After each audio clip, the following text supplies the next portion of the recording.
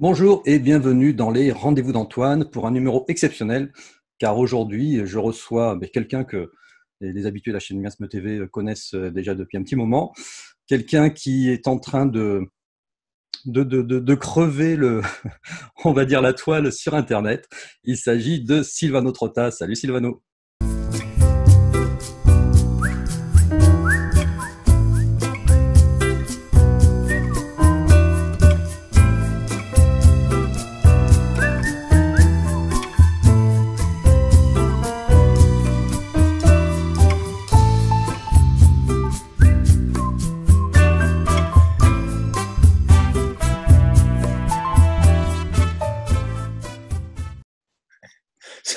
Salut Antoine. Quel accueil. Et oui, et aujourd'hui ça va être l'émission Vérité, hein, tout ce que vous avez voulu savoir de Silvano Trotta sans jamais oser le lui demander. On va essayer de creuser ensemble aujourd'hui euh, eh bien, l'univers de Silvano Trotta, parce que en quelques mots, c'est quoi l'univers de Silvano Trotta? C'est sur sa chaîne YouTube, 117 000 abonnés à la date de mi-juin, on va dire, 222 vidéos, plus de 10 millions de vues, ça commence à faire, hein. Et puis 90 vidéos quasi quotidiennes pendant toute la durée de pandémie. D'ailleurs, c'est simple, Silvano, je crois que tu es passé de 15 000 abonnés avant la pandémie à 115, 117 000 abonnés à aujourd'hui. Est-ce que tu t'y attendais à ça?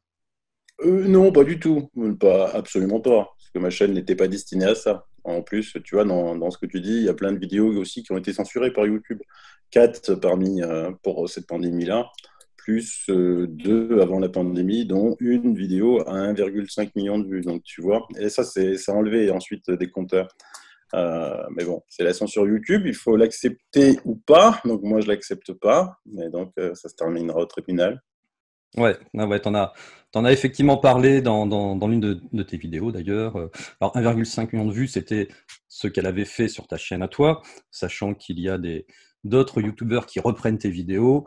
Honnêtement, tu devais facilement avoir doublé, voire triplé le chiffre quand on sait que de ton côté, t'es limité. Tiens d'ailleurs, on va faire un petit exercice, tu vas voir, assez drôle. Je vais faire un partage d'écran. Donc, on va faire un petit exercice, Silvano. Euh, on va utiliser deux navigateurs différents, Mhm. Google et Ecosia. Donc, Google, qui est lié à YouTube, hein, on va mettre Silvano Trotta. Mhm. Voilà, 239 000 résultats. On voit qu'il y a quelques vidéos dont aucune ne sont Aucune des des vidéos miennes. de ta chaîne. Ouais. D'accord. Et ensuite, on retrouve un certain nombre d'informations sur Ah, ça toi. c'est nouveau, là. L'interview de François elle vient d'arriver, ça c'est pas mal. Ouais, on en reparlera Ah, un peu. Conspiracy Watch. Eh ben Ah, oui. vaccin va vous tuer, l'offensive numérique des antivax. La justice annule la révocation de citoyenneté au Trotta. Épidémie de coronavirus. Oh, c'est marrant ça. Hmm. On va y revenir un petit peu sur tout ça. Et puis le deuxième, allez, C'est fou. Ecosia, Silvano Trotta,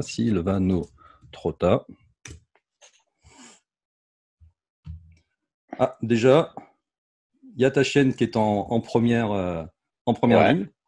Ici, on retrouve des vidéos de ta chaîne. ouais. Voilà, Bousségui, Ufologie et Sciences, etc.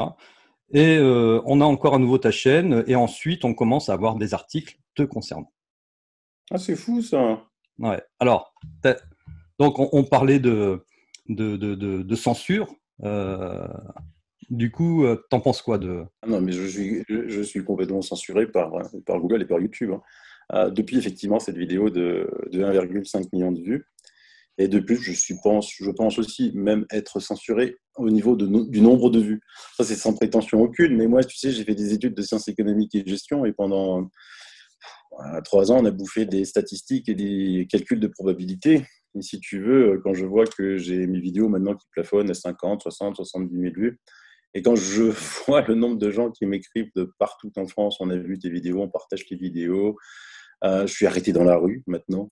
C'est juste la probabilité, elle est de zéro avec 50, 60 000 vues par vidéo, tu vois. Elle est vraiment de zéro. Puis j'ai retrouvé plein de vieux copains. Sylvano, je regarde tes vidéos. J'ai des clients, des fournisseurs qui avant, bah, évidemment, soit on en parlait, hein, évidemment. Moi, j'ai jamais eu peur de parler ufologie, de parler paranormal avec qui que ce soit, de vérité cachée. Mais là, maintenant, c'est tous, quoi. C'est tous. C'est absolument un truc de fou. Et c'est vrai que pour le coup, pour le vivre de l'intérieur, on discute assez régulièrement, je suis ta chaîne assez régulièrement, je vois les chiffres des autres youtubeurs qui reprennent tes vidéos, qui ne sont pas forcément des youtubeurs avec beaucoup d'abonnés et qui explosent au niveau des vues. Et toi, effectivement, tu as une espèce de plafond de verre. Et on veut t'empêcher de parler, mais sans vraiment vouloir t'empêcher de parler, sauf quand vraiment ça gêne. Et d'ailleurs, c'est cette fameuse vidéo 1 million de vues, 1,5 million de vues, pardon. Et comme tu l'as dit, François, tu as fait un papier là-dessus. Explique-nous en 2 mots comment ça s'est passé. C'est eux qui t'ont contacté? Oui, oui, c'est le directeur de la publication de François. François, d'ailleurs, que je salue au passage. Enfin, de nouveau, on retrouve de vrais journalistes d'investigation qui font des dossiers ultra poussés. C'est quand même été les seuls à avoir interviewé au monde, tout de suite après la sortie de l'étude honteuse du Lancet, son auteur, le docteur Mera.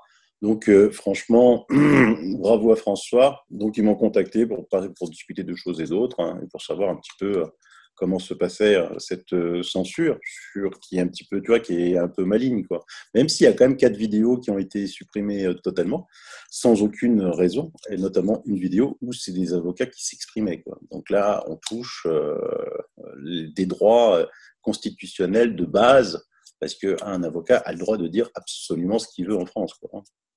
Alors, ce qui est intéressant, effectivement, pour les gens qui le découvrent depuis 2-3 mois, hein, depuis toute cette affaire du Covid-19, c'est qu'à la base, ta chaîne n'est pas forcément une chaîne qui était axée sur le Covid, voire même pas du tout. Tu as eu plusieurs sujets, on va dire, santé alternative. Mais comment est-ce que toi, tu définirais ta chaîne initialement à la base? Mais moi, j'ai fait une chaîne par passion, hein. Pourquoi? Parce que effectivement, quand j'étais sur Facebook, j'avais aidé une amie sur un groupe qui s'appelait Ufologie Alien. Oh purée, j'ai même oublié le titre du groupe. Ufologie Alien Ufologie Theory. et Alien Theory. Et qu'ensuite, toi, tu m'avais invité à faire des chroniques sur miasme. Et qu'ensuite, je recevais beaucoup, beaucoup d'interrogations, que j'avais monté ma chaîne, parce que j'arrivais plus du tout à suivre sur Facebook, parce que tu sais, Facebook, c'est quand même assez particulier. Tu écris un article, mais ensuite, il se perd, tu vois, dans le fin fond de Facebook. Quand tu veux le retrouver, c'est pas bien. Tandis que là, sur YouTube, c'est quand même beaucoup mieux de faire des émissions synthétiques que tu peux retrouver assez rapidement. Donc, moi, j'avais décidé de faire des émissions sur mes passions, qui ici ont toujours été mes passions, effectivement, la santé alternative, hein, les vaccins, les produits naturels, l'immunité, que des choses dont on a complètement, absolument pas parlé pendant toute cette pandémie. Ensuite, des sujets d'ufologie, hein, mais en France, on ne peut pas parler d'ufologie, comme on ne peut pas parler de vitamine C, parce que sinon, on est synthétisé comme gourou, complotiste. En Allemagne, on a guéri beaucoup de patients, aux États-Unis aussi, uniquement avec des injections de vitamine C. Et l'ufologie, on en parle librement dans tous les pays, y compris au Congrès, hein, aux USA, pour te dire. Enfin, imagine demain, le Parlement français parler ufologie, les poules auront des dents. Donc ici, on rigole. Toutes les émissions qui ont été faites sur l'ufologie, c'est pour un petit peu se moquer, sauf des émissions très intéressantes sur des chaînes, on va dire, qui ont été traduites justement de l'anglais et de l'amérique, des émissions américaines. Parler du paranormal, parce qu'il n'y a que ceux qui ne s'intéressent pas au paranormal qui trouvent ça loufoque. J'ai déjà démontré qu'au XIXe siècle, de grands scientifiques s'intéressaient au paranormal. Au chamanisme, parce que c'est des cultures très très anciennes, la médecine chinoise, enfin tout ça, ça m'intéresse depuis toujours. Et donc effectivement, avec cette chaîne que je faisais par passion, quand j'ai vu l'arrivée de cette pandémie en Chine, évidemment j'ai observé ça, parce que je suis aussi un lecteur assidu, que ce soit du point de vue financier, boursier, économique, stratégique. Je m'intéresse à beaucoup de sujets et j'ai toujours une passion le matin très tôt de lire un petit peu rapidement la presse internationale, ce qui se passe un petit peu partout dans le monde, parce que pour être bien informé, tu ne peux pas te limiter à la France, hélas. Et donc, j'ai vu cette pandémie en Chine. Toi et moi, je crois qu'on a commandé des masques sur Amazon à peu près au même moment. C'était mi-janvier environ, pour te dire, parce qu'on se disait, bah, est-ce que c'est dangereux ou pas. Et j'avais vu avec une grande interrogation une page s'ouvrir sur Telegram sur Info Covid, un live Info Covid. Je me suis dit, tiens. Donc, c'est un type qui disait qu'il s'intéressait à l'actualité en Chine sur cette pandémie, mais comme il en avait marre de répondre à plusieurs de ses amis, il avait décidé d'ouvrir une page. Bon, moi, je ne sais pas si avec 15 amis, je m'étais intéressé, j'avais des sources directement de la Chine, je pense que j'aurais ouvert un groupe sur Telegram ou sur WhatsApp ou sur Messenger avec tous mes amis dedans, quoi. Une grande page comme ça. Et lui, au départ, il n'était pas du tout inquiet. Et puis après, il a donné beaucoup de fausses informations. Donc je me suis dit, là, il y a quelque chose de louche. Il y a vraiment quelque chose de louche. Et après, je suis tombé sur professeur Raoult, quoi. Mais quand je te dis, c'était au début. L'IUHU Méditerranée avait 150, quelque chose comme ça, abonnés. Il faisait sa première intervention sur le Covid, a dû faire 300 vues. Et puis, il m'avait l'air serein. Il disait, bah, ça sera une grippe de plus, il ne faut pas s'inquiéter. Les virus respiratoires en France causent chaque année 60 000 morts. Pourquoi vous vous inquiétez? Pourquoi vous commencez à compter le nombre de cas, le nombre de morts en Chine, quoi? Alors lui, d'abord, je me suis dit, lui, c'est un extraterrestre quand même, parce que c'est complètement dingue qui parle comme ça. Et donc, je l'ai suivi, et là, j'ai vu un truc énorme, c'est-à-dire que je ne savais pas au départ que ces infectiologues-là étaient classés, tu sais, comme on faisait des concours pour des champions, le numéro 1, le numéro 2, le numéro 3, qu'il avait un classement et qu'on avait en France, à Marseille, le meilleur infectiologue au monde, quoi. Je me suis dit, waouh! Et c'est là que j'ai découvert l'IHU de Méditerranée. J'ai un très bon ami marseillais, évidemment, fanfaronne, mais comment ça, Sylvano, tu connais pas l'IHU Méditerranée? Mais c'est la référence mondiale, c'est là. Et puis j'ai découvert effectivement que le professeur Raoult avait été primé à l'Académie de médecine, qu'il avait eu des titres, qu'il avait fait des recherches, les publications qu'il avait faites étaient énormes, qu'il avait découvert des bactéries, qu'il leur avait donné même son nom. C'était énorme. Alors je me suis dit, bah, on va écouter quand même un petit peu de plus près ce que dit ce monsieur, quoi. Et puis c'est là qu'il se met à parler de chloroquine et d'hydroxychloroquine. Bon, je me suis dit, tiens, pourquoi il parle de ça? Parce que les Chinois parlent de ça. Je fais des recherches rapides, je trouve des études parues dans le Lancet en 2002, Antoine, 2002, qui dit qu'effectivement, on s'aperçoit que l'hydroxychloroquine détruit la charge virale. Et de quoi? Du SARS-CoV-1, qui partage à 76% son patrimoine génétique avec le SARS-CoV-2, donc le Covid-19. Et donc, je dis, bah voilà, quoi, on sait ça depuis 2002, c'est normal qu'ils testent ça, et donc ça fait baisser la charge virale. Et puis après, j'ai assisté à l'attaque incroyable contre l'hydroxychloroquine et à tout ce que je dénonçais tout seul, pas tout seul, je schématise un petit peu, je prêchais dans le vide quand je disais que Big Pharma n'était pas là pour nous soigner, mais pour faire de l'argent. Et là, on en a eu la démonstration, mais en direct, quoi. En direct. Ces médecins de plateau payés par Gilead et autres grosses sociétés pharmaceutiques qui venaient sans avoir vu un patient, dégommer le meilleur infectiologue de France, des types comme Cohn-Bendit venir traiter Didier Raoult de Charlot. Je suis en train de... Il faut que je me pince, là, je vais me réveiller parce que c'est juste pas possible. Il y en a qui disent, ouais, mais il y a 66 millions de Français qui se sont transformés en infectiologues. Moi, je ne me suis pas transformé en infectiologue. J'ai écouté le meilleur d'entre eux. Et il n'y avait pas que lui. Il y avait aussi Christian Perron qui, en ce moment, est en train de parler sur tous les plateaux parce qu'il y a son livre qui sort, qui est quand même a été aussi président de la haute autorité scientifique, qui disait, mais attendez, de quoi vous nous parlez là d'études randomisées, placebo en double aveugle, alors que les résultats semblent énormes. Et quand il y a plus de... Parce que le professeur Raoult a eu plus de 91,7% de réussite avec son protocole. Donc, quand on atteint de tels niveaux, on n'a plus besoin de faire un placebo, parce qu'un placebo, c'est quoi? C'est quelqu'un qui a mal à la tête, on essaye un nouveau médicament pour lui réduire sa migraine, on va lui donner un médicament, on va lui donner un placebo. Effectivement, puissance de l'intention et de l'esprit, 20 à 30% en général, qui prennent un placebo, c'est-à-dire, on va prendre une mie de pain, n'ont plus mal à la tête.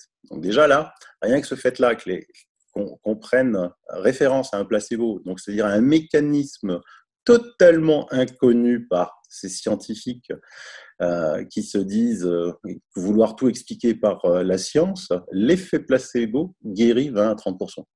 Et un médicament n'est agréé que s'il dépasse, alors je ne sais plus, mais 20 à 30% l'effet placebo naturel. Donc, quand on est déjà à 91,7%, il n'y a pas d'effet placebo à vouloir étudier, ça n'existe pas. C'est dans toute littérature médicale.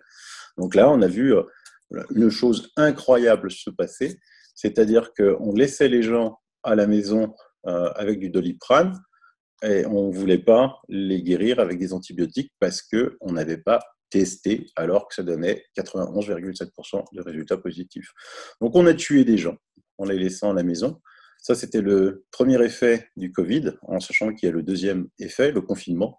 Les gens qui n'ont pas pu être soignés pendant ces quasiment 3 mois, parce que même si le confinement a duré 2 mois, il y a des gens, entre le début, avant le confinement et l'après-confinement, les gens n'ont pas eu accès à l'hôpital. Donc, il y a eu, par exemple, entre 2 à 3 fois plus de crises cardiaques. Rien que cet item-là, en France, il y a 40 000 crises cardiaques, personnes qui meurent de crise cardiaque par an en France. Tu divises ça par 4 trimestres, ça fait 10 000. S'il y en a 2 à 3 fois plus, ça fait 20 000. Ou 10 000 personnes qui sont mortes de crise cardiaque uniquement à cause du confinement parce qu'elles n'ont pas pu être sauvées, sans compter les autres maladies, les cancers, et donc toutes ces pathologies-là, parce que souvent on veut comparer à la Suède qui n'a pas confiné, sauf que la Suède, elle a 0 mort indirecte du Covid. Tous les gens continuaient à être soignés et elle a un taux de létalité plus faible que la France. Tout ça au final pour s'apercevoir de quoi? Que le taux de létalité, c'est-à-dire que si on divise le nombre de morts par le nombre de cas testés positifs au Covid, c'est la France qui est la plus mauvaise élève au monde. C'est-à-dire que c'est la France où on a eu le plus de morts, avec des taux de létalité dans certains hôpitaux de près de 20%.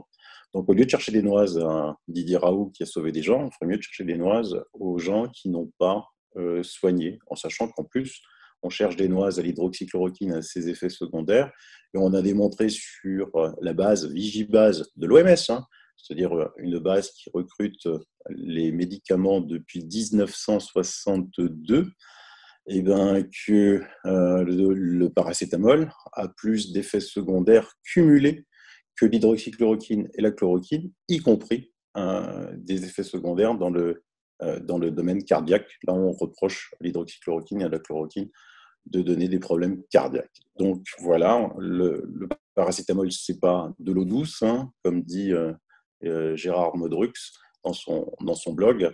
Et à partir de là, moi, j'ai eu beaucoup d'interrogations parce que, comme tu le sais, je suis parfaitement bilingue, je suis double de national, franco-italien. Et je suivais ce qui se passait en Italie qui était en avance et j'avais des informations sur l'Italie. Et c'est pour ça que j'ai fait cette vidéo qui a fait 1,5 million de vues parce que je ne comprenais pas. Un matin, j'ai vu un médecin urgentiste américain qui disait « Mais moi, j'ai l'impression de tuer les gens quand je les intube. Ça ne peut pas être un problème d'oxygène. » Et moi, il était vraiment peiné, il ne comprenait pas ce qui se passait parce qu'il disait « Il faut arrêter les intubations. Je suis persuadé que ce n'est pas ça. » J'ai l'impression, il disait que c'est comme une maladie, quand on arrive trop vite en haute altitude, on est en manque d'oxygène et ça ne sert à rien d'intuber. Et moi, je ne comprenais pas quand j'ai vu cette vidéo. Je me suis dit, attends, mais en Italie, on a résolu le problème, puisqu'il y a un professeur italien qui dit que ce n'est pas un problème d'oxygène, c'est un problème de circulation sanguine et que le sang n'arrive plus dans les poumons. Donc, ça ne sert à rien, effectivement, d'intuber si le sang n'arrive plus aux poumons. Et donc j'ai mis ça, et puis j'avais mis le traitement de Sabine Palliard-Franco, qui est un médecin généraliste, qui elle a dit moi je donne des antibiotiques et des anticoagulants, et j'ai 100% de résultats. Même des vieilles personnes de 97 ans qui avaient les poumons pris ont été guéries. À partir de là, je ne comprenais pas. Et donc j'ai fait ces 3 petits côte à côte, J'ai eu plein d'appels de médecins qui m'ont dit « Mais oui, mais c'est vrai, maintenant on a compris. » J'ai même posté des vidéos, on voyait des médecins réagir en live à ma vidéo en disant « Mais attends, je ne comprends pas comment ça se fait que ce soit un youtubeur qui est dans le télécom, comment ça se fait que ça ne remonte pas d'en haut ?» Et moi, j'avais exactement les mêmes réactions. Comment ça se fait que l'OMS, Organisation mondiale de la santé, ne prennent pas les avancées de ceux qui sont justement les plus avancés dans le domaine de la découverte, hein, c'est-à-dire les pays comme la Chine et l'Italie, la Corée du Sud, qui ont été les premiers impactés. Et pourquoi ils ne diffusent pas ça aux autres? Ça devrait être son rôle premier, quoi. Et donc, plus personne ne comprenait. Donc, à partir de là, les médecins ne comprenaient pas et m'appelaient. Les avocats ne comprenaient pas et m'appelaient. Et ils disaient tous une de leurs premières phrases: je ne suis pas complotiste. Ouais, c'est exactement ça le fond du problème, c'est que très vite, eh bien, pour pouvoir discréditer, on va dire, le message et puis les informations surtout que tu partageais, parce que je rappelle que, et tu l'as très bien dit, hein, tu n'es pas infectiologue, tu es juste en capacité de pouvoir lire dans d'autres langues, en italien, en anglais, etc. Tu compiles les informations et surtout tu sources toutes les informations que tu donnes. C'est-à-dire qu'à la fin de chacune de tes vidéos, tu donnes les liens de toutes les axes, les faits que tu as énoncés. Et donc, ça, à un moment donné, ça dérange quand il y a quelqu'un qui fait de l'analyse comme ça, non pas uniquement sur le côté franco-français, mais qui va aller voir un petit peu à droite, un petit peu à gauche, l'autre côté du monde, comment ça se passe, et puis on s'aperçoit que ça se passe différemment, voire même ça se passe mieux ailleurs, c'est qu'il y a un problème. Donc, voilà. Quand il y a un lanceur d'alerte qui commence à s'exprimer et à toucher juste, eh bien, il y a derrière toute la légion de ce qu'on appelle de débunkers, la légion de personnes qui vont venir traiter les lanceurs d'alerte de complotistes pour pouvoir salir, on va dire, l'information qui est donnée. Et on l'a vu très bien, on l'a très bien vu tout à l'heure sur le partage d'écran de la page Google. Hein. Finalement, c'est que les fake news qui remontent sur les premières lignes de Google.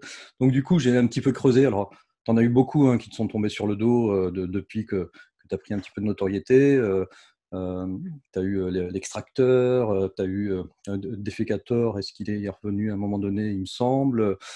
Alors, j'ai essayé de trouver un site qui avait l'air un petit peu sérieux, de par son nom, qui s'appelle l'Observatoire du conspirationnisme. Donc, j'ai été voir ce qu'il disait sur toi. Et en fait, il te définit comme un influent vidéaste conspirationniste. Voilà. Je me suis dit, pourquoi pas? On va essayer de comprendre. Hein. Donc, j'ai lu la suite. Alors déjà, j'ai été chercher la définition du conspirationniste. Parce que conspirationniste, c'est quelqu'un qui défend la théorie d'une conspiration organisée pour manipuler l'opinion. Donc, c'est pas quelqu'un qui va comploter pour renverser un gouvernement ou quoi que ce soit. Hein. C'est juste qu'il défend une idée comme quoi il y a une manipulation générale. Alors, avant d'aller plus loin, comment tu te définis, toi, par rapport à ça? Est-ce que tu te définis effectivement comme un conspirationniste? Est-ce que l'étiquette de conspirationniste te dérange pas ou alors c'est pas du tout ça? Bon. Si la définition c'est de chercher la vérité, quand tu cherches, quand tu trouves cette vérité, effectivement, là tu vas rentrer dans le fait qu'il y a une conspiration. Hein, parce que la conspiration là, de Big Pharma, franchement, pour ceux qui ne l'ont pas vu, c'est vraiment qu'ils dorment. Hein. Soit ils sont collés à BFM, ils ne l'ont pas vu, mais même là, sur BFM, hier est passé Christian Perron. À mon avis, s'ils n'avaient jamais entendu Christian Perron avant, ils ont eu un choc. Hein, parce qu'il est passé à 18h15.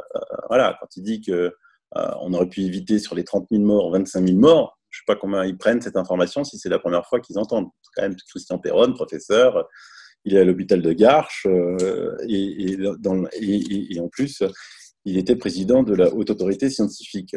Donc effectivement, si les recherches que l'on fait mènent au fait qu'on est manipulé comme des marionnettes par Big Pharma, qui manipule les hommes politiques en les finançant, on a bien vu maintenant les conflits d'intérêts énormes au grand jour entre tous ces médecins de plateau télé qui ne voyaient pas de patients et qui protègent à tout prix Big Pharma, à tout prix le futur vaccin et surtout pas l'hydroxychloroquine. Et puis là maintenant, même l'azithromycine, un antibiotique macrolide qui est en générique, hein, qui est prescrit, qui a été prescrit, parce qu'il y a la base Cerno qui a à peu près 800 000 médecins dans le monde, c'est un réseau social professionnel, médical, 800 000 médecins.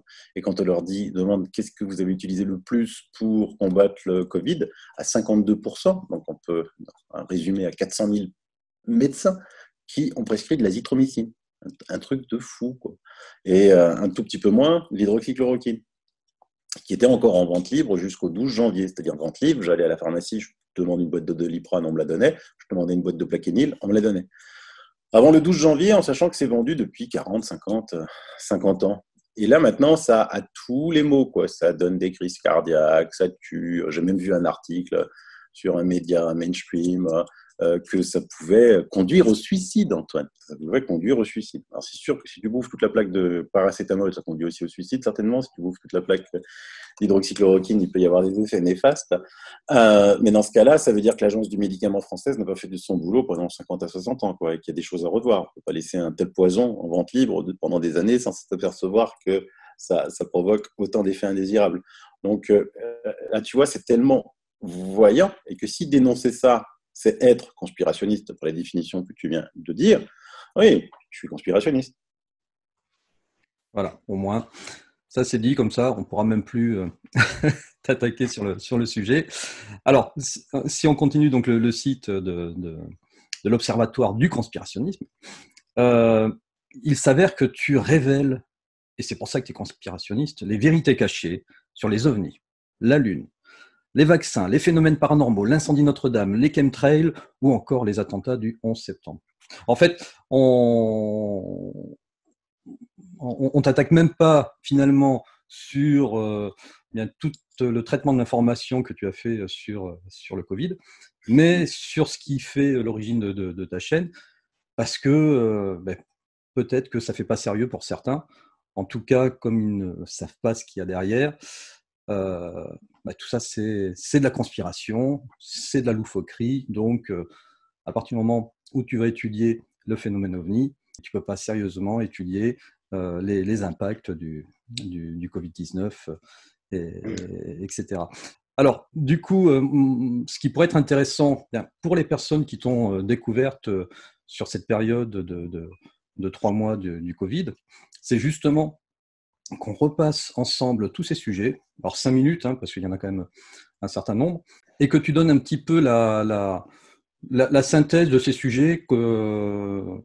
Après, on va renvoyer des gens à tes vidéos, parce qu'effectivement, à chaque fois, tu as fait des vidéos d'1h30, 2 heures, pour bien approfondir le thème, mais que tu donnes, toi, ton opinion, ce que tu as retenu sur ces sujets.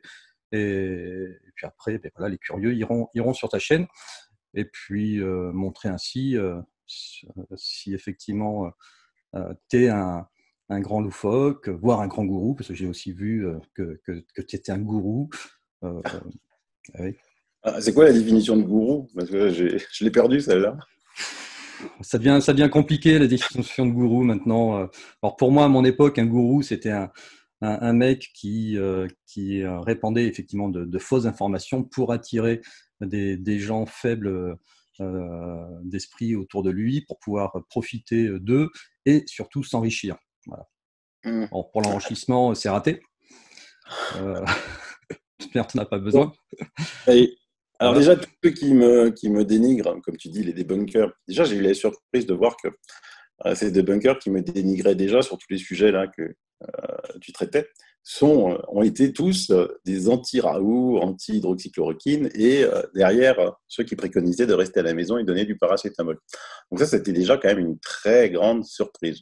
En sachant qu'il y en a eu des nouveaux, l'extracteur, qui pensent que derrière l'anonymat, derrière un faux nom, un faux blog, on ne peut pas retrouver qui il est, on sait parfaitement qui il est, et puis il aura bientôt des nouvelles devant la justice à rendre, parce qu'il a fait beaucoup de diffamations, pas contre moi, pour moi, c'est rien du tout ce qu'il a fait, mais contre d'autres personnes. Alors, on va parler, tiens, du 11-9, parce que dire que ne pas croire en la version officielle, c'est être conspirationniste, alors je le suis. Parce que pendant cette crise du Covid, le 25 mars dernier, est sorti le rapport de l'université de Fairbanks aux États-Unis, co-signé par l'association des 5000 ingénieurs et architectes. Alors, dans ces ingénieurs et architectes, ce n'est pas les ingénieurs qui fabriquent ta maison chez toi à la maison, mais c'est plutôt ceux qui fabriquent de gros ouvrages, des grandes tours, des grands ponts, et qui conclut quoi? Ce rapport que vous pouvez télécharger sur le net, de l'université de Fairbanks, que la WT7 est tombée grâce à une démolition contrôlée. Alors je vous rappelle qu'un avion s'est encastré dans la WT1, un avion s'est encastré dans la WT2, les deux se sont effondrés, mais il y a eu une troisième tour à quelques centaines de mètres plus loin qui s'appelle la WT7, appartenant à Larry Silverstein, qui lui avait la location des deux, de la WT1 et de la WT2 également, qui s'est écroulée. Et là, on voit bien que c'est une démolition contrôlée. Alors évidemment, il faut le prouver. Eux sont arrivés à le prouver que c'est une démolition contrôlée. Sauf le problème, c'est qu'une démolition contrôlée d'une telle tour comme ça, c'est des mois de préparatifs. C'est pas, tiens, je vais appuyer sur un bouton, la tour va s'écrouler. Donc ça, c'est le 25 mars. Est-ce qu'on en a parlé en France? Zéro, nada. On a été tous préoccupés par le Covid. Est-ce qu'on en a parlé ailleurs? On a été tous préoccupés aussi. Ils étaient aussi tous préoccupés par le Covid. Et ce rapport, pouvez-vous le fournir? Donc, on vient de prouver que la WT7 s'est écroulée par une démolition contrôlée. Donc, c'était préparé à l'avance, donc ils le savaient. Donc, comment peut-on encore croire? J'invite tout le monde à regarder mes deux émissions. D'abord, à faire le test, de savoir leur connaissance sur l'affaire du 11-9 et surtout ensuite de regarder l'excellent documentaire de mon ami Massimo Mazzucco sur la vérité cachée du 11-9. Voilà. Après, les gens, c'est leur bon sens qui les guidera. Alors juste pour finir sur le 11-9, pour toi, c'était quoi l'objectif derrière tout ça? Ouf, c'est très long. C'est vraiment très très long. En quelques mots, allez, on va résumer. Il faut savoir que juste avant le 11-9, il devait y avoir le 19, exactement la veille, il devait y avoir, on avait conclu qu'effectivement, un petit comptable américain avait découvert qu'il y avait un trou dans le budget du Pentagone de 2300 milliards de dollars. Un trou de 2300 milliards de dollars. Je ne sais pas si les gens peuvent s'imaginer ce que ça représente, cette somme. Et en fait, de fil en aiguille, on arrive encore à des trous encore plus énormes dans tout le budget américain. C'est un petit comptable qui a trouvé ça. Et donc, le 19, on avait conclu qu'il fallait effectivement entendre et auditionner tout le monde sur ce trou phénoménal, parce qu'on ne savait pas où était passé l'argent. Le 11-9 est passé par là. Adieu, le trou phénoménal du Pentagone, plus personne n'en a parlé. Il fallait trouver l'ennemi. Toute l'Amérique s'est mise debout contre l'ennemi et on a commencé à raconter encore des mensonges. Est-ce que je suis conspirationniste de dire qu'à l'époque, je disais qu'il n'y avait aucune arme de destruction massive en Irak? Pourtant, Colin Powell avait dit qu'il y avait des preuves absolues d'armes de destruction massive en Irak devant tout le peuple américain. En Angleterre, le Premier ministre d'alors, le nom m'échappe, avait dit à tout le peuple anglais, nous avons des preuves irréfutables qu'il y a des armes de destruction massive en Irak. Chez nous, en France, Jacques Chirac ne les a pas crues et n'a pas voulu envahir l'Irak. Il n'y avait aucune arme de destruction massive, comme tout le monde le sait, en Irak. Donc, qui est le menteur? Ceux qui étaient au pouvoir ou moi, le conspirationniste? C'était moi, encore une fois. Voilà. Donc, après, c'est beaucoup plus complexe que ça, parce qu'on est en pleine affaire Enron aussi. On est en pleine. Il y avait beaucoup d'affaires qui venaient de la crise de 2008, qui avait failli mettre à genoux la faillite de Lehman Brothers. C'est éminemment complexe, l'affaire du 11-9. Mais sachez que Larry Silverstein, pour ces deux tours, donc il les avait prises en location, avait pris une assurance de 7,5 milliards de dollars si les deux tours étaient détruites en même temps. Alors évidemment, une assurance comme ça coûte cher. Si c'est 7,5 milliards de dollars, on peut considérer que c'est une assurance qui doit coûter quand même aux alentours de 200-300 millions de dollars par an. Est-ce que toi, tu prendrais une assurance si tu dépenserais 200-300 millions de dollars par an, si les deux tours sont détruites en même temps? Et en même temps, il a pris une assurance du même niveau pour la WT7. Donc à la fin, il n'a pas eu 7,5 milliards de dollars, parce qu'on négocie toujours avec les assurances, mais il a reçu 5,5 milliards de dollars pour les deux tours. Et il a reçu beaucoup plus qu'il n'en faut pour la WT7. Voilà. Et ce jour-là, chaque jour, il se rendait à son bureau, à la WT1. Et ce jour-là, quand il a voulu partir, sa femme lui a dit: mais mon chéri, ne pars pas. Tu sais que tu as rendez-vous chez le dermatologue. Ah, il a dit: ah bah oui, c'est vrai. Et grâce à sa femme, donc, il n'a pas été à la WT1, parce qu'il avait rendez-vous chez le dermatologue à 11h. Délit d'initié. Bon, ça, on ne le saura pas. En tout cas, voilà. Ah, l'initié a été prouvé sur la vente à perte d'actions de compagnies aériennes aussi. Hein. Le dossier est tellement lourd sur le 11-9 pour celui qui veut s'intéresser. Il y a des enquêtes minutieuses, mais commencez par ma vidéo, La vérité cachée du 11-9. Vous allez déjà comprendre un gros morceau de l'histoire.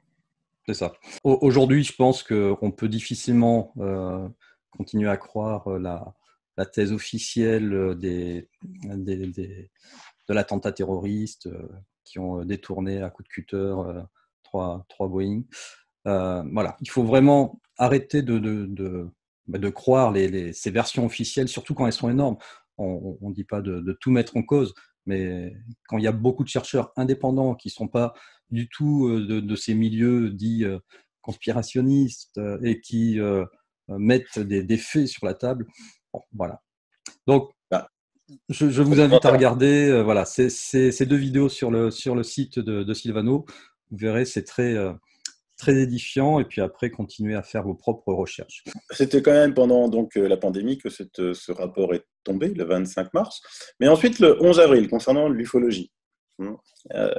Donc là, l'ufologie, c'est dingue, quoi. C'est juste l'ignare qui ne peut pas croire à l'ufologie alors que il y a tant de vidéos, tant de témoignages, mais pas que depuis la nuit des temps, quoi. Même dans les livres anciens, des peintures où il y a des objets que l'on ne sait pas définir.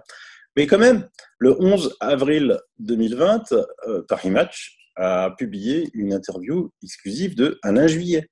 Alors, Alain Juillet, c'est qui? C'était l'ancien directeur des renseignements à la DGSE. Et donc, il s'exprime sur les ovnis. Et il dit que les ovnis, le phénomène ovni échappe à la dimension terrestre. Vous vous rendez compte? Et donc, il s'appuie aussi sur... je vous laisserai le lien, je vous donnerai le lien à Antoine sur son extraordinaire interview sur le phénomène ovni. Il y a 2 vidéos dedans, c'est assez long. Donc, il a interviewé dans une émission qui s'appelle OVNI, une affaire d'État. Et en plus, on montre que même maintenant, l'armée américaine a déclassifié des documents. On voit quand même sur les écrans radars d'avions F-16 américains capturer des ovnis, quoi, mais qui ensuite filent à une vitesse quand même extraordinaire. Pareil, avant cette pandémie, l'Angleterre s'était aussi engagée à déclassifier de nombreux documents sur le phénomène ovni.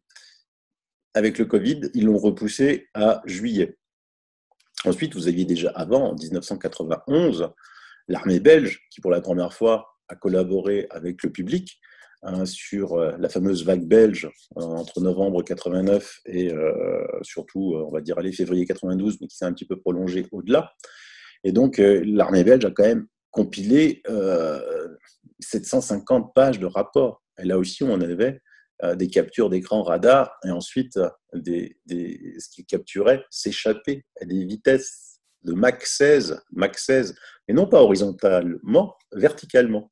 Alors déjà, un avion qui casse le mur du son à un Mach, ça fait un bruit terrible, hein, surtout s'il est bas. S'il est bas, il le casse 16 fois horizontalement, tu as les murs qui tremblent, tu as toutes les vitres qui cassent. Hein. Mais par contre, s'il le casse verticalement, là, tu as un cratère en dessous. T'as un cratère. Donc, il suffit de s'intéresser à ça. Et donc, Alain Juillet, cette Cette interview, elle est très longue. Et puis, il parle aussi, évidemment, de tous les secrets qui ont été déclassifiés de l'armée américaine et de la Navy américaine. Donc voilà, c'est tout. Donc, Alain Juillet, conspirationniste, ancien patron de la DGSE française, des services de renseignement français, et conspirationniste. Donc, je suis conspirationniste avec lui. Alors, tiens, j'ai quand même 2 questions à te poser sur le phénomène OVNI.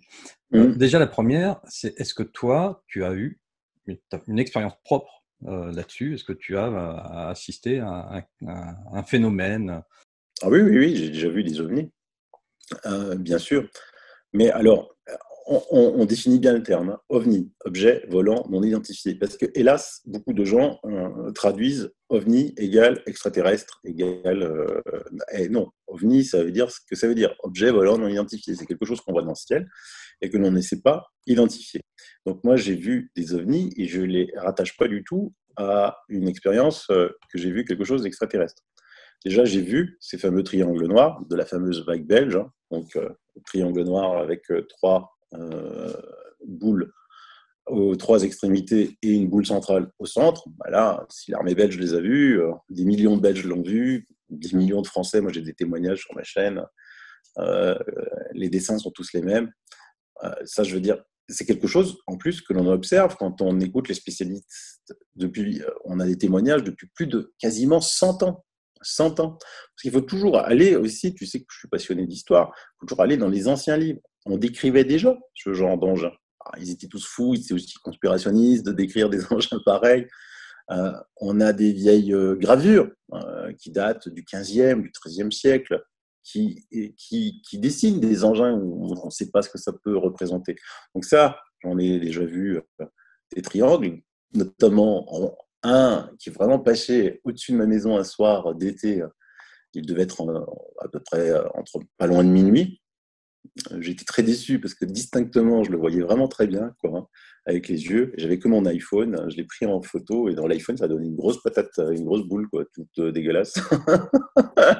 Donc c'est là aussi, souvent les gens disent ouais, mais pourquoi on peut pas les attraper en photo parce que maintenant tout le monde a un appareil photo dans la poche. Ouais, mais de nuit, ces appareils photos-là ne donnent strictement rien, strictement rien. C'est même pas la peine d'essayer. Il faut vraiment vraiment que ce soit à la limite même plus un photographe, hein, professionnel qui calcule les ISO, qui calcule tout ça pour faire une belle photo de nuit, parce que sinon on n'attrape rien. Oui, sauf que si c'est un photographe professionnel qui prend une belle photo de nuit, on va dire que la photo elle est fake parce que forcément il faut se préparer, ça devient compliqué. Oui, ça aussi, pourquoi il a eu la chance à ce moment-là, tout ça, ouais, c'est vrai. Ouais, il y a toujours des arguments de toute façon quand on ne veut pas croire en rien, mais je veux dire, en quoi ça gêne, quoi. Je veux dire, aujourd'hui, il y a des, par exemple, dans Future Science vient de dire, ils ont calculé, pour eux, il y aura, alors je ne sais plus, 20 ou 60 populations extraterrestres dans la galaxie. Pourquoi penser, quand on pense à l'immensité de l'univers, qu'on peut être tout seul? Mais au-delà de ça, parce que ça, on s'en fout, parce qu'il y en a qui disent que c'est impossible de dépasser la vitesse de la lumière et que donc le voyage serait trop long. Mais quand on étudie l'histoire, une fois de plus, l'homme, les scientifiques, à un moment donné, ont toujours été sûrs de tout savoir. Et les autres, c'était des idiots. Il ne faut pas oublier qu'on a brûlé Giordano Bruno, vif, à Rome, hein, parce que Giordano Bruno avait dit que la Terre n'était pas le centre du monde, que la Terre tournait autour du Soleil et qu'il y avait plein d'autres mondes et qu'il y avait plein d'autres races. On l'a brûlé parce qu'il a dit ça. On voulait brûler Galilée parce qu'il avait dit que ce n'était pas le Soleil qui tournait autour de la Terre, mais que c'était la Terre qui tournait autour du Soleil. Tu vois? Et donc, chaque fois, on a été sur les scientifiques, les mêmes que les débunkers, on peut les appeler des débunkers de toute génération, ont toujours été là. Ils pensent qu'ils savent tout, alors qu'ils savent rien. Alors que tu demandes à un astronome, il s'est expliqué 5% de l'univers, mais il ignore ce que c'est les 95 autres pourcents, et il est défini dans énergie noire et matière noire. Il a trouvé 2 termes, c'est sympa, c'est l'énergie noire et la matière noire. 67% est énergie noire et le reste matière noire. Mais eux savent tout. Eux savent absolument tout. Et là, on a quand même quelqu'un qui dit que Alain Juillet, qui doit savoir des choses, hein, parce qu'effectivement, ancien patron du renseignement, il dit que ça échappe à la dimension terrestre. Ça échappe à la dimension terrestre. Évidemment, il y a d'autres dimensions. Ceux qui pensent qu'on est juste dans un univers à 3 dimensions, parce que nous, on est capable de voir que 3 dimensions, ben écoute, ils évolueront jamais, les pauvres. Hein. Ouais. Du coup, ça m'amène à ma deuxième question. Tu en as un petit peu parlé. Donc, le phénomène OVNI, c'est difficilement. Aujourd'hui, avec toutes les preuves qu'il y a, mais partout dans le monde, même le gouvernement canadien, avec le projet. C'était le Premier ministre canadien qui en a parlé. Il y avait le projet aussi Disclosure, etc. Bon, il y a suffisamment de preuves aujourd'hui pour dire que des phénomènes OVNI, en France, je crois qu'on les appelle maintenant des PANI, c'est ça, PANI, phénomènes aéronautiques non identifiés. Il y en a, il y en a partout, il y en a de tout temps. Maintenant, la vraie question, c'est est-ce qu'il y a des extraterrestres à l'intérieur? Est-ce qu'il y a des extraterrestres sur Terre? Donc, toi, tu as ta conviction profonde par rapport à l'existence d'extraterrestres, on va dire, dans notre sphère terrienne. Parce qu'après, dans le reste de l'univers, voilà, c'est comme tu l'as dit, hein, il est infini l'univers, donc il peut y avoir une infinité de types de vie. Mais par rapport à la Terre, toi, quelle est ta conviction là-dessus? Moi, comme je te l'ai dit, Antoine, on vit dans un univers, un multivers, un multidimension. Pour moi, on vit dans un univers de conscience organique et d'information. La vitesse se transmet à une vitesse phénoménale, un peu partout. Il faut vraiment s'intéresser à ça et ne pas se limiter à il y a un univers, il y a un vide interstellaire, et puis on tombe sur une planète, et puis sur cette planète, il y a une autre vie. Non, non, on vit dans un univers multidimensionnel. Si on n'arrive pas à trouver 95% de la masse de l'univers, ça veut dire qu'il y a autre chose. Et aujourd'hui, de plus en plus, même les scientifiques sont à peu près, je veux dire, il n'y a pas un scientifique, alors évidemment, ils ne vont pas déclarer ça comme ça sur les plateaux télé, en disant oui, oui, on vit dans un multivers, un univers de conscience, mais on va y arriver. Donc je pense qu'il y a d'autres entités qui vivent sur cette Terre, bien entendu, dans d'autres dimensions. Et je ne sais pas s'il faut les appeler extraterrestres ou pas, parce que finalement, c'est peut-être aussi des terrestres. Et nous, on pourrait aussi leur apparaître comme des extraterrestres. Mais tu verras qu'on va aboutir à de nombreuses surprises.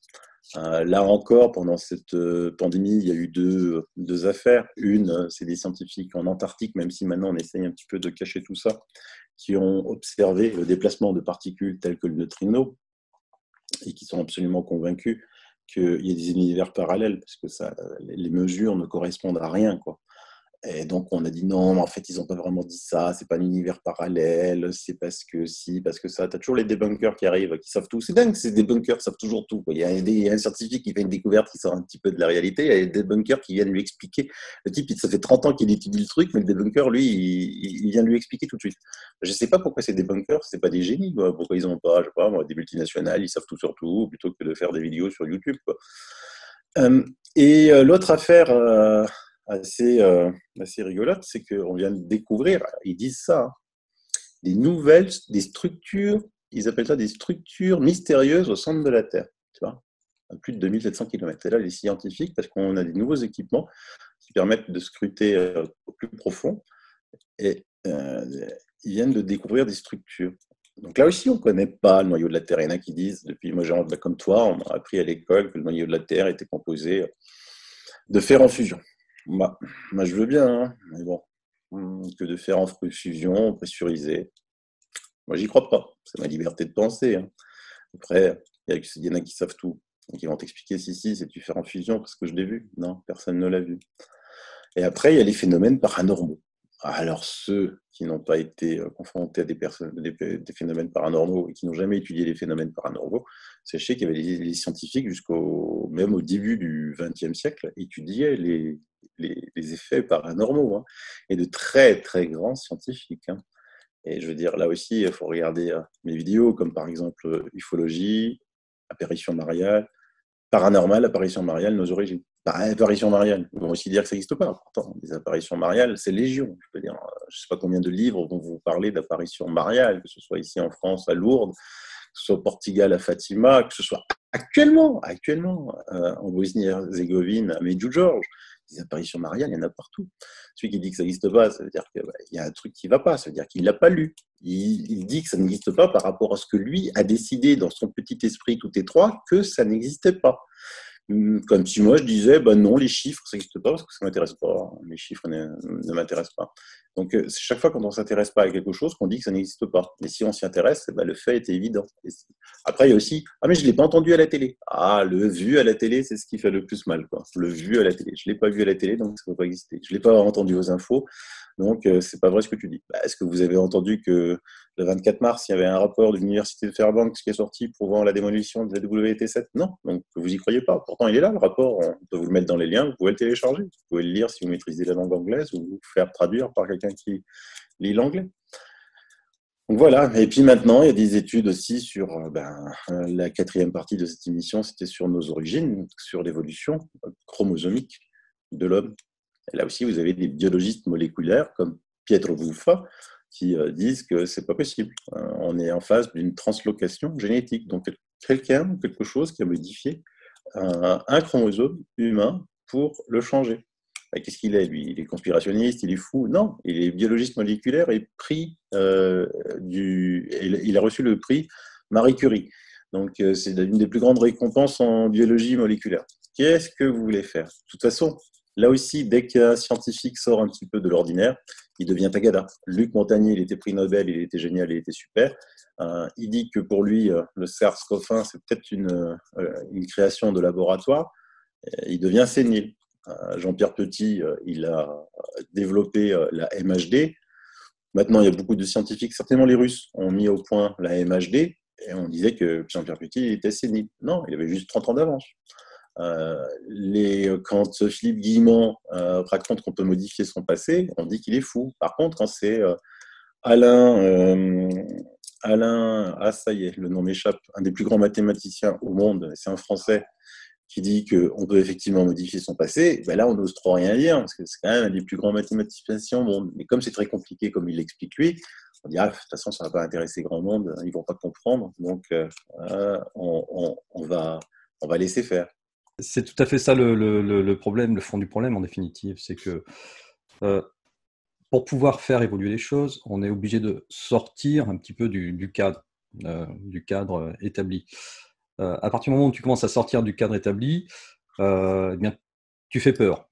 Tu fais peur parce que soit tu vas partir dans tous les sens, soit tu vas trouver une solution qui risque de révolutionner complètement le système existant et donc de faire perdre des intérêts à des gens qui profitent, en tout cas qui jouissent du système existant.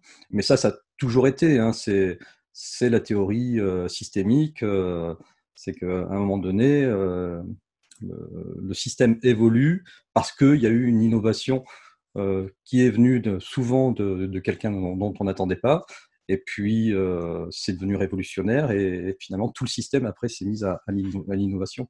Donc ce qui, à un moment donné, paraît conspirationniste, peut devenir, ou pas, c'est pas forcément non plus une règle, à un autre moment, la norme établie.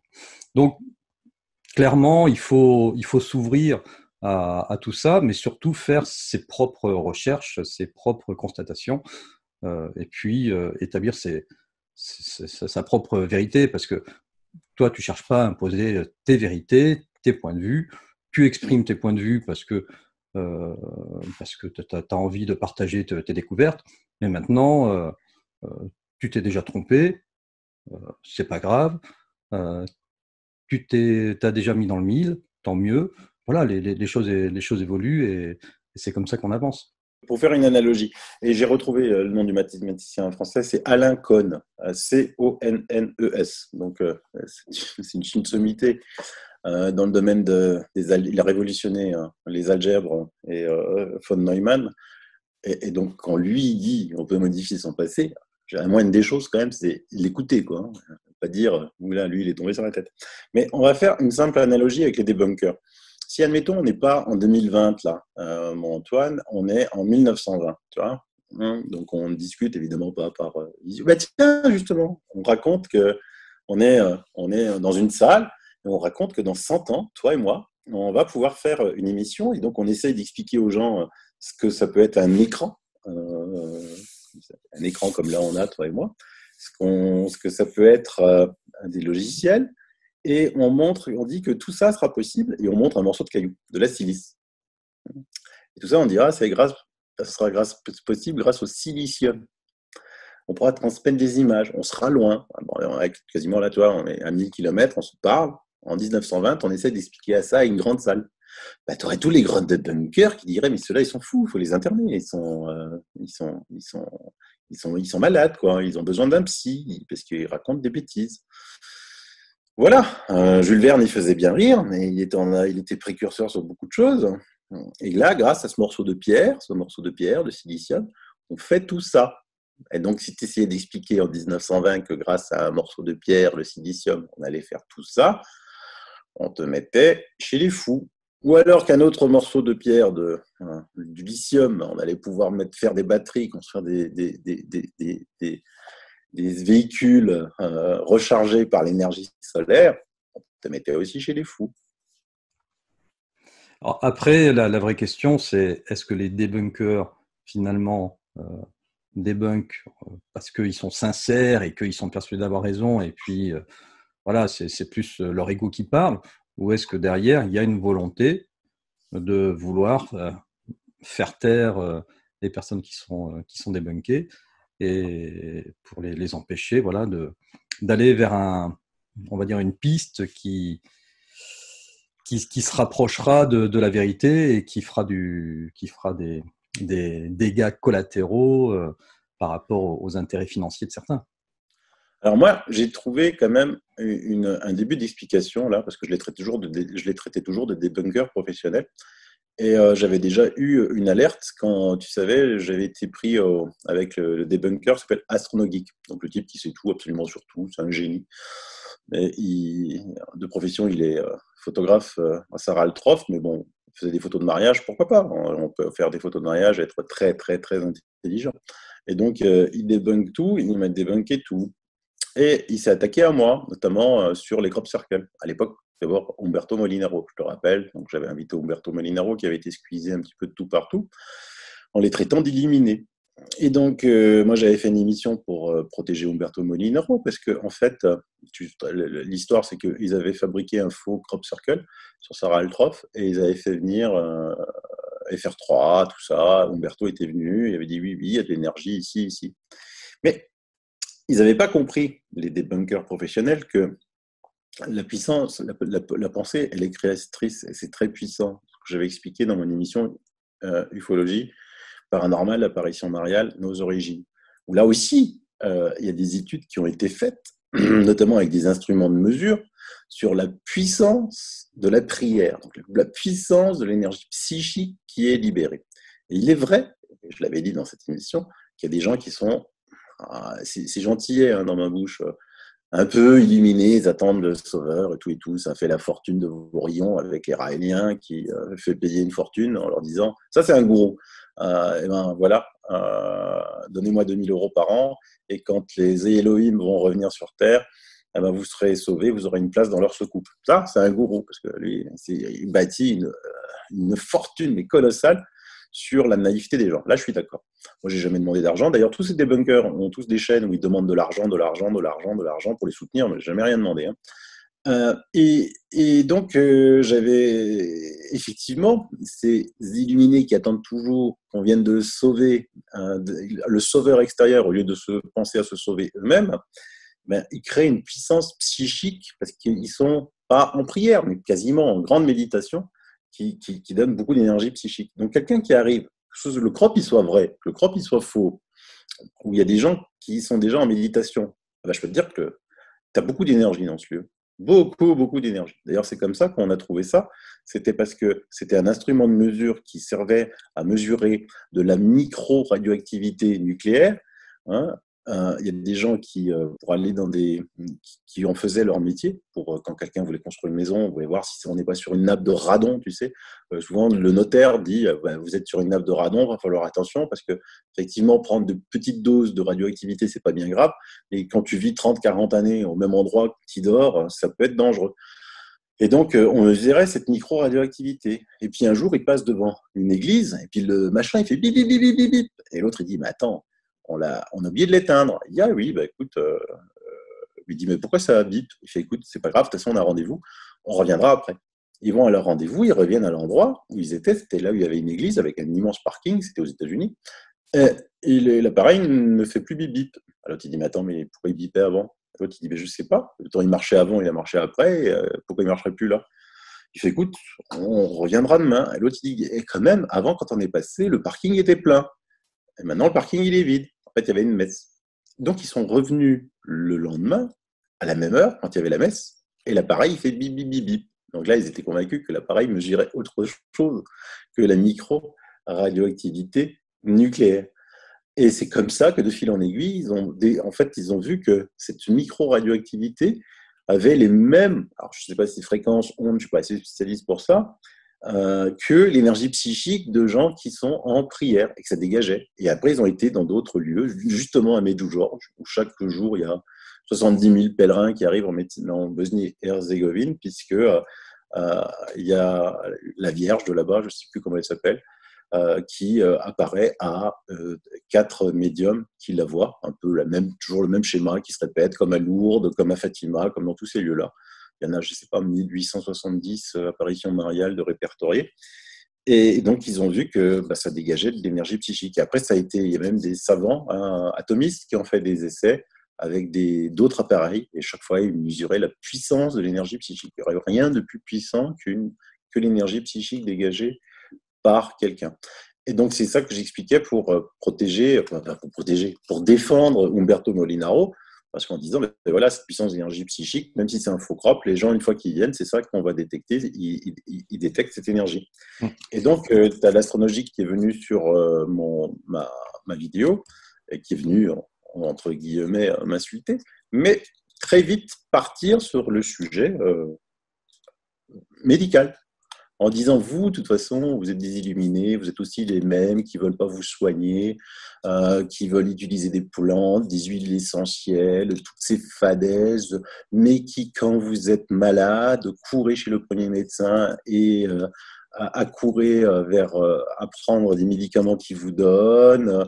Vous pensez soigner des cancers au son de la musique, et puis après, quand on vous déclare un cancer, vous acceptez la chimiothérapie, blablabla. Bla, bla, bla. Et attends, je me suis dit, mais attends, lui, pourquoi il vient sur ce sujet-là? Donc je l'ai un peu titillé, je l'ai titillé un peu beaucoup. Et donc, il a dit, ouais, de toute façon, tu veux faire quoi? Moi, je fais un contrat, et puis on s'inocule une maladie, et toi, tu te soignes avec rien, et moi, je me soigne avec la chimie. Je dis, ok, aucun problème, on y va. Donc, et au final, il n'a pas suivi. Tu vois, il n'a pas suivi. Mais pourquoi? Je me suis dit, pourquoi un photographe qui croit tout savoir? Bon, il ne croit pas au crop circle. Grand bien lui fasse. Il veut démontrer que c'est des faux. Grand bien lui fasse. Mais il n'a rien compris du tout à la problématique. Il vient nous chercher sur le médical. Et en fait, tous ces débunkers viennent sur le domaine médical. Et là, pendant cette pandémie, j'ai appris que l'OMS finançait des groupes de debunking dans le monde entier pour justement taper sur tout. Hein. Tu le vois, on tape sur les huiles essentielles, on tape sur l'immunité, on tape sur la vitamine C, on tape sur la vitamine D. Ils n'ont pas eu de chance. L'Académie des sciences de médecine a sorti une étude en disant que la vitamine D était bonne. Quoi. Alors là, et donc, ils ont créé les fake med, les no fake med, l'extracteur, qui est une pure création, hein, les no fake med, tous ces gens qui pensent tout savoir et en fait, qui ne savent rien. Oui, mais d'ailleurs, c'est une constante. Hein, on le voit bien, dès qu'il y a du debunking, souvent, on associe ça derrière aux antivax. Quoi. Voilà, il y a le terme antivax qui vient sur le devant de la table. Il parle d'ufologie, mais parce que c'est un antivax. Il parle de chemtrail, mais parce que c'est un antivax, etc. Et très régulièrement, effectivement, on avait fait le constat. Il y a, voilà. On veut faire aussi l'amalgame avec les antivax. Et tu vois, je connaissais pas le rapport ce rapport comme quoi l'OMS payait des débunkers. Je suis limite pas étonné. Ouais. vraiment pas étonné. Oui, donc juste parce que voilà, pour finir, comme tu l'as évoqué avec Umberto Molinaro, pour toi, qu'est-ce que c'est qu'un vrai crop circle? Est-ce que ça existe ou pas? Bien sûr, tu as les faux et les vrais. Et donc, tu as les faux qui sont faits par les humains, par d'extraordinaires crop circle makers, hein, des mecs qui font ça avec des logiciels de folie maintenant, accompagnés avec des drones. Ils sont capables de faire des figures hallucinantes, mais vraiment hallucinantes. Et puis après, tu as les vrais.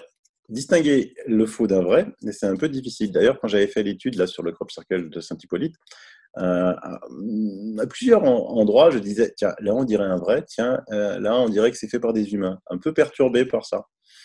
Et c'était assez rigolo parce qu'il y a un couple qui est venu et, euh, et ce couple, le type, il est soigneur, c'est-à-dire qu'il sent les énergies, quoi, hein. Et donc il était assez sympa. Et alors je dis alors, qu'est-ce que tu sens? Il fait, écoute, oui, il n'y a rien de particulier dans ce crop. Mais là, par contre, il y a une énergie de dingue, hein, de dingue. Il montre un endroit à quelques mètres. Je dis, ah bon? Il fait, bah tu la sens pas? Je dis, non, moi je sens rien. Il fait, viens, je t'emmène.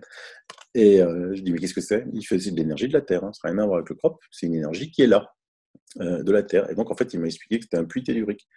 Il m'a mis dessus, il m'a vraiment positionné avec les pieds. Et puis, là, tu ne pouvais pas tenir, hein. C'était un truc de fou. Tu es sur Terre, il n'y a rien. Tu ne pouvais pas tenir, hein. Je faisais comme ça. Alors, je lui dis, c'est sûr que c'est bon de rester là? Il fait, oui, sinon je ne t'aurais pas mis parce qu'il m'a expliqué qu'il y a des puits telluriques positifs et des puits telluriques négatifs. Je lui dis, tu penses que c'est un rapport? Il fait, je ne sais pas. Tout ce que je peux te dire, c'est que le chem, dans le crop circle, il n'y a rien. Mais dans ce champ-là, il est assez fort. Et donc, moi, j'ai aussi entendu des histoires qu'il y a des gens, des crop circle makers, qui voulaient aller faire, qui avaient préparé les plans pour aller faire un crop.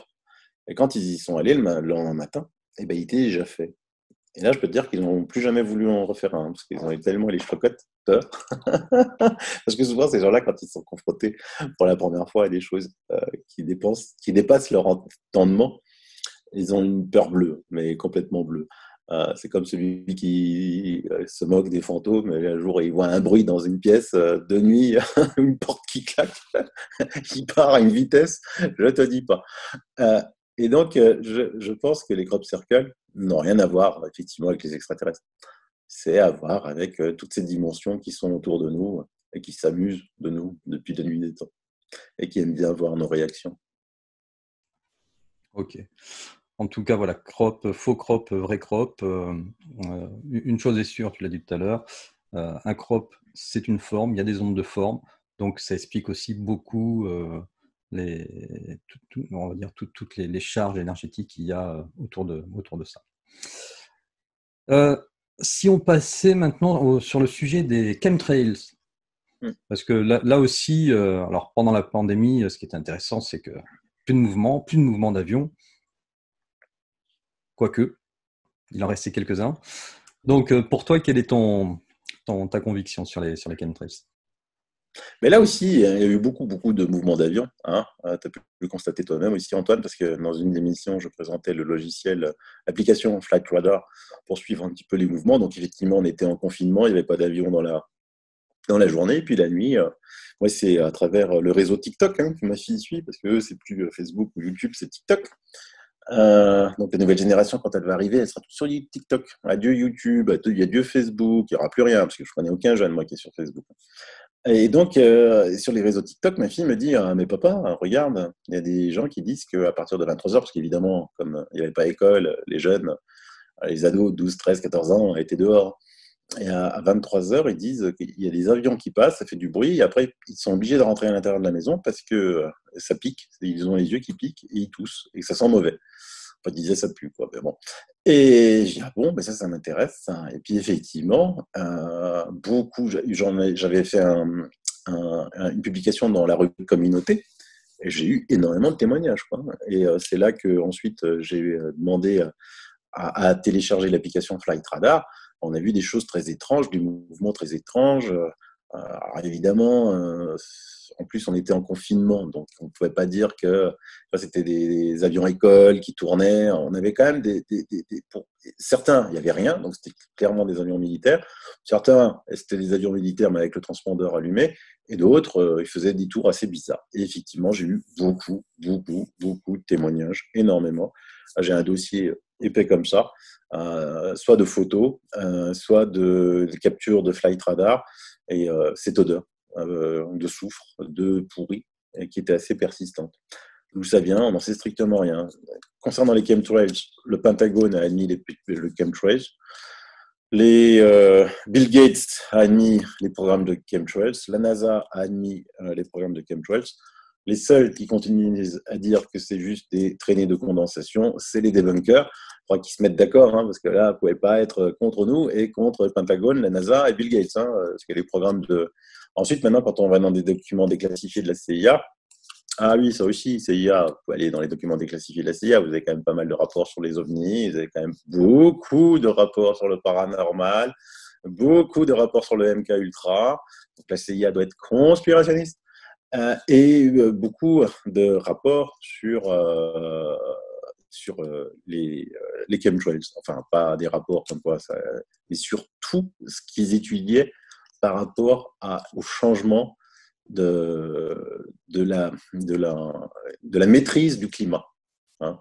Et ça se fait à travers les chemtrails. Du reste, qui n'a pas pris la photographie de deux avions volant à peu près à la même altitude, hein, l'un faisant toute fine traînée de chemtrails, voire pas du tout, donc de vapeur d'eau qui sortent, et l'autre, comment faire croire à quelqu'un, avec un peu de bon sens, qu'un avion qui passe laisse une traînée tellement immense qu'elle laisse toute la journée. Là.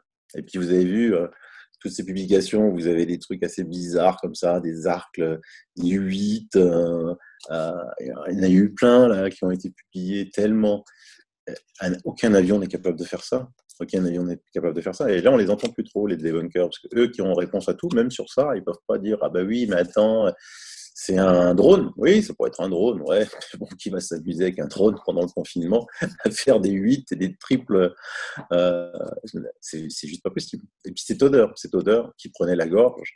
Et pourquoi tous ces avions de nuit? Où allaient tous ces avions de nuit? Pourquoi aucun journaliste ne s'est pris la peine de se dire, mais effectivement, il y a un trafic intense la nuit. Ça, on y reviendra sûrement un peu plus tard, mais à un moment donné, il faudrait que les journalistes fassent leur boulot. Il y en a qui le font, mais ils sont très peu. Et très clairement, on n'est plus sur cette période, cette époque où il y avait des vrais journalistes d'investigation et qui posaient des vraies questions au risque de perdre leur emploi, de toutes les conséquences que ça pouvait avoir. Aujourd'hui, ce journaliste, j'ai l'impression que c'est resté dans les clous pour pouvoir avoir sa fiche de paye à la fin du mois et surtout pas faire de vagues. Mais encore une fois, je ne mets pas tout le monde dans le même sac et puis on en reparlera tout à l'heure. Allez, on va encore prendre deux sujets pour faire vraiment le tour de ton univers. Et puis, jusque-là, moi, il y a rien qui me choque dans tout ce que tu as pu dire et tout est vérifiable, encore une fois. On va parler de Linky et ensuite de la 5G. Linky, tu as fait aussi au moins 2 émissions, je crois, dessus, sur ta chaîne. Pour toi, on en est où là aujourd'hui par rapport à Linky? Est-ce que c'est si nocif que ça? Ou est-ce que tout ce qui a été, toutes les découvertes qui ont été faites, elles sont avérées? Quelle est ta position là-dessus? Tu sais, il y a des gens qui peuvent manger une fraise et puis c'est mortel pour eux. Hein. Ça s'appelle des allergies, il faut faire très attention. D'autres des arachides et d'autres peuvent bouffer des tonnes de fraises et rien à voir du tout. Moi, je pense pas, je persiste, je signe que, parce que j'ai entendu des émissions, la 5G, il y a un truc invisible, un rayon invisible qui tue les gens, Linky c'est fait pour tuer les gens. Non, c'est pas fait pour tuer les gens. On veut toujours faire une maîtrise technologique. Ces grands multinationales, elles veulent faire du pognon. Après, c'est pas parce qu'ils mettent au point une technologie qu'elle ne peut pas avoir d'effets néfastes. Hein. Donc, comme je l'ai expliqué dans mes 2 émissions, l'une qui s'appelle La vérité cachée du Linky, ou tout ce que vous avez voulu savoir sur le Linky, je ne sais plus. Donc là, effectivement, il y a des gens qui peuvent être sensibles, parce qu'on l'a entendu avec les appareils, ça émet des ondes saccadées. Et donc là, c'est comme la fraise. À certains, ils sont électrosensibles à ça, ils ne supportent pas ça. Et d'autres, ils s'en foutent. Ils pourront vivre peut-être 50 ans à côté d'un boîtier de Linky et il ne se passera rien. Linky, c'est fait pour accumuler des données, quoi, être très précis dans la consommation d'électricité, parce qu'il faut dire que les compteurs électromécaniques qu'on avait avant n'étaient pas du tout précis. Donc au départ, on a entendu beaucoup de choses fausses sur Linky, qui a une caméra de vidéosurveillance, blabla, que les factures allaient exploser. Bon, les factures n'explosent pas, honnêtement. Elles sont même un petit peu plus basses que la moyenne d'avant. Il n'y a pas de caméra de vidéosurveillance, mais le Linky va devenir un véritable espion chez vous, surtout avec tous les connecteurs qu'il a de libre. On va pouvoir savoir à quelle heure vous allumez votre café, votre cafetière, à quelle heure vous faites votre linge, à quelle heure vous faites. On vous dit, ouais, mais ça sert à quoi tout ça? C'est les big data. C'est comme le type qui n'avait pas compris à l'époque quand Facebook s'est mis à la bourse en disant, mais pourquoi moi je vais acheter Facebook? Il a dit que ça sera toujours gratuit, quoi. Ouais, quand c'est gratuit, c'est que la donnée, c'est vous. Le produit, c'est vous. Et tout savoir sur vous, c'est le big data. Et ça, c'est une science en pleine explosion. Et le big data va aussi se retrouver sur savoir tout ce que vous faites grâce à la 5G. Parce que plus c'est précis, vous avez compris maintenant avec mon émission avec mon ami Nicolas Negri, que la 5G va vous suivre à la trace. Partout, on saura tout sur vous. Vous allez passer, on va savoir que vous aimez, je sais pas moi, des hamburgers. Quand vous allez passer devant quelqu'un qui vend des hamburgers, vous allez avoir votre appli. Coucou, regarde là, il y a un succulent hamburger avec la publicité, la photo la mieux faite d'un hamburger qui va vous donner l'eau à la bouche, même si vous n'avez pas faim. Et ça sera partout, pour tout, ça sera pareil. Mais évidemment, ça peut avoir des effets néfastes sur des gens qui sont sensibles. Donc, il y a des moyens de contrer ces ondes. C'est des ondes de forme. Donc, on est capable de mettre des appareils pour contrer ces ondes de forme. Ça, c'était l'émission avec mon ami Jean-Paul, où on mettait derrière le Linky un filtre. Ça coûte 180 euros. Vous le démontez, remontez chaque fois que vous déménagez sans aucun problème. Et lui, il va supprimer ces ondes qui font tac, tac, tac, tac, qu'on entend très bien dans la vidéo que j'ai faite avec Nicolas, et qui sont néfastes. Et ensuite, la 5G, c'est fait pour tous les nouveaux métiers, tous les nouveaux applicatifs qui n'existent pas encore aujourd'hui, dont vous ignorez complètement. On commence à comprendre la voiture autonome, on commence à comprendre la reconnaissance faciale partout où vous êtes. Plus, ça a besoin d'énormément de data pour ça.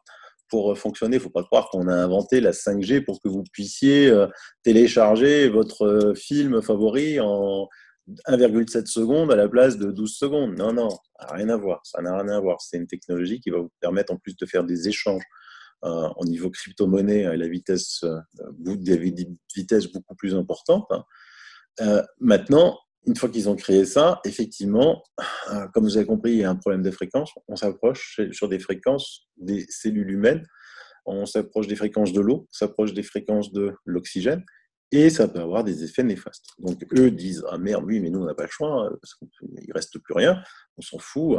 Et donc ça peut causer des dommages. Mais comme la 4G et la 3G et surtout le Wi-Fi, parce que moi j'arrêtais pas de dire pourquoi vous vous intéressez à la 5G, puisque la 5G 26 GHz n'est pas encore autorisée en France.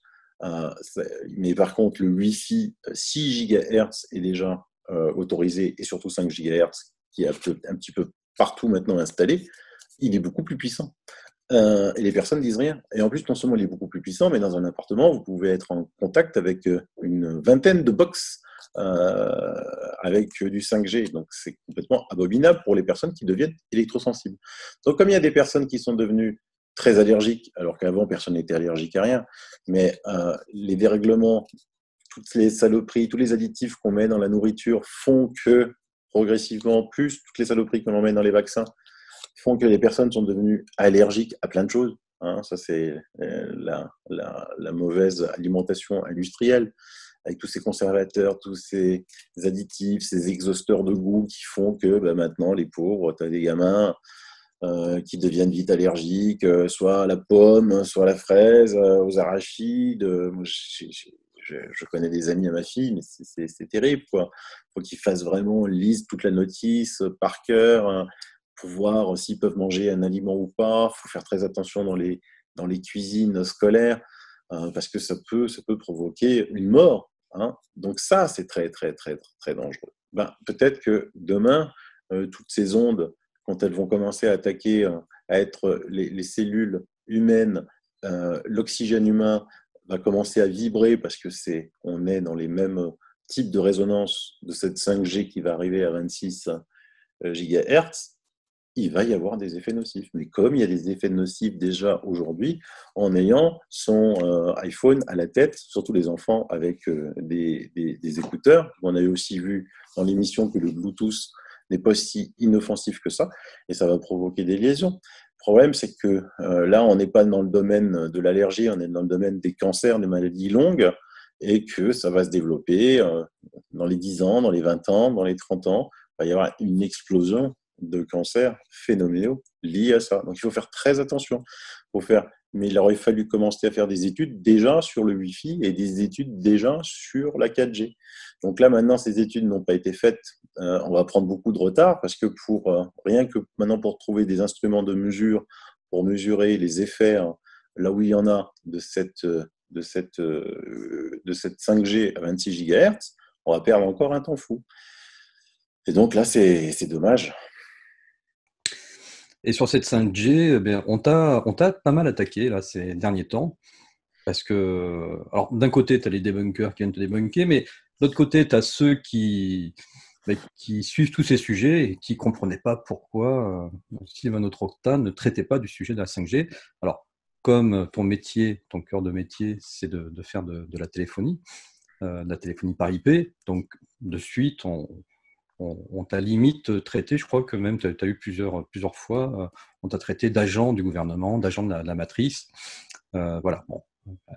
La chose est faite, regardez sur la chaîne de Sylvano, ça y est, tu as lancé, comme tu l'avais dit d'ailleurs, hein, tu avais dit que tant que tu n'avais pas suffisamment d'éléments, t'en parlais pas, parce que tu ne traites pas des sujets pour en traiter, tu traites des sujets que quand vraiment il y a quelque chose à dire.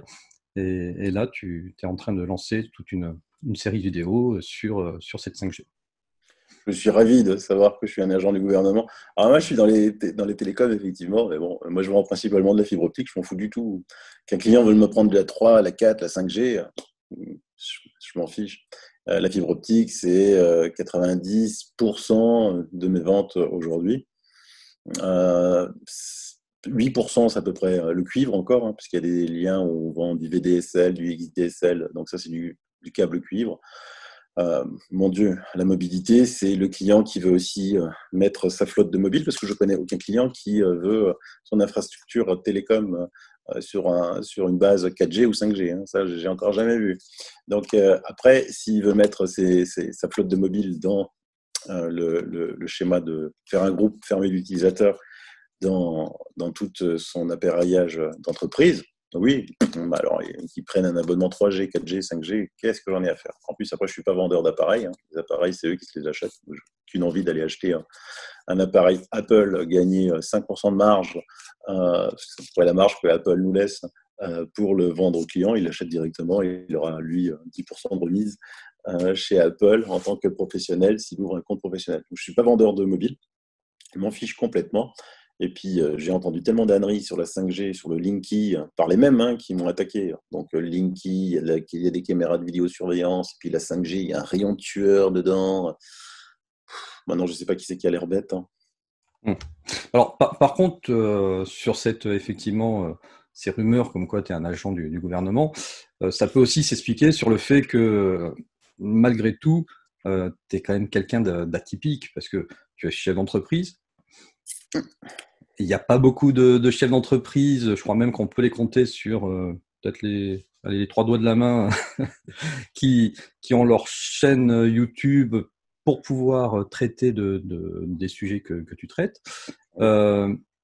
Tu es à visage découvert, tu as ton nom, prénom, qui sont ceux de ton état civil. Les gens connaissent le nom de ton entreprise. Donc déjà, voilà, les gens se demandent, mais comment est-ce qu'il fait pour bosser toute la journée, faire des vidéos, produire, lire, communiquer, etc. Voilà, comment est-ce que tu fais pour faire tout ça dans une seule journée? Et puis, d'un autre côté, comment tu fais pour pas perdre de clientèle?